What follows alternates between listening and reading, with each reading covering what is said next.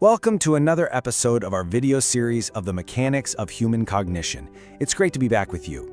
Today, we're going to unpack a really powerful cognitive tool for understanding the world around us and, maybe more importantly, for understanding ourselves. It's a simple distinction that once you get it, you'll start seeing it absolutely everywhere. So, let's kick things off with a question. I want you to think about stories like The Matrix or, anything by Shakespeare. What is it about them that gives them such incredible staying power, year after year, decade after decade? Is it really just the plot, the sequence of events? Well, as it turns out, the answer is a hard no. You see, the real secret, the magic that makes these stories resonate so deeply with us, isn't found in what happens. The part that connects with us on a fundamental human level is always found in the how and the why. And that distinction, that's the key to everything we're talking about today.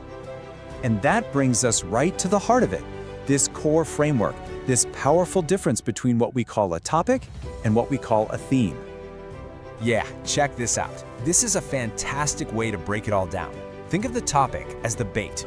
It's the shiny object, the identity of the story that gets your attention. But the theme? Well, that's the purpose. That's the real substance, the personality, the thing that stays with you long after the credits roll. All right, so let's get specific. What exactly is a topic? Well, it's the surface level stuff. It's the situation, the plot you can easily describe to someone. The source material uses the word pretext, which I think is perfect. It's just the necessary framework an author uses to get you in the door. The theme, on the other hand, now that's the soul of the story. It's the underlying meaning, the commentary on the human condition. It's the author's true intention. It's not just what the story is about, it's what the story actually means. Okay, so this is where it gets really interesting. Let's look at how this plays out in a couple of classic examples that you'll definitely recognize. This is where the concept really starts to click. Let's start with The Matrix. If you just describe the topic, what do you get? A hero saves the world from a digital prison controlled by machines. I mean, it sounds like a pretty standard sci-fi plot, right? We've seen that basic story 1,000 times. That's the what.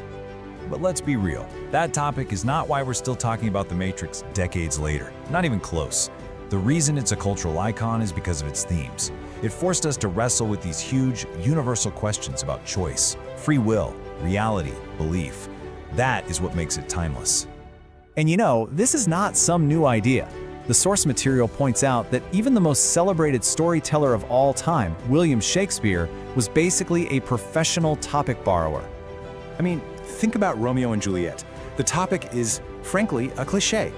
Two teenagers from rival families fall in love. That story was old news long before Shakespeare ever touched it. It's simple. It's been done. So why is it one of the most famous stories ever told? Because of its unbelievably powerful themes. Shakespeare used that simple plot as a vehicle, as a stage to explore these deep, tragic, and intensely human ideas about hate, love, and fate. That's the genius right there. So here's the crucial takeaway from all this. As an audience, as human beings, we are fundamentally hardwired to respond to theme. We might be drawn in by an interesting topic, but it is the themes that we connect with, that we remember, and that we truly value. All right, now this is where the whole framework gets really powerful. We're about to take this idea out of the world of stories and apply it where it matters most, in our own lives. Because this distinction between topic and theme, it isn't just some tool for literary criticism. It is a fundamental framework for understanding people, for understanding relationships, and for understanding ourselves. And this slide just lays it out so clearly. In your life, the topic is your external situation. Your job title, a financial problem you're dealing with, an argument you had, but your theme, that's your character. It's how you handle it. It's your integrity, your resourcefulness, your communication style.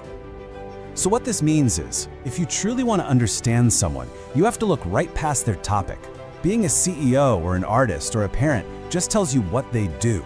Observing their themes, like their compassion, their ambition, their integrity, that's what tells you who they are. You have to look for the how and the why. Okay, so how does this become a practical tool that you can actually use for your own growth? How can you apply this to navigate your own challenges? Well, think about this. Have you ever felt stuck in a loop? You're having the same argument over and over, facing the same financial stress, feeling the same dissatisfaction at work. According to the source, it is very likely because you're fixated on the topic. You're trying to solve the surface level situation without seeing the deeper pattern running underneath. So, to break that cycle, you have to shift your focus. First, you identify that recurring topic, but then, and this is the most important part, you start to observe your how and why. How am I approaching this? Why do I keep reacting this way? That's how you start to uncover the underlying theme, the belief, the habit, the pattern that's the real source of the issue. This idea here is just so powerful. It really changes everything about how you see other people and, maybe more importantly, how you see yourself. It's a call to look beyond the surface-level facts of life and start engaging with the deeper meaning, the real character that truly defines us.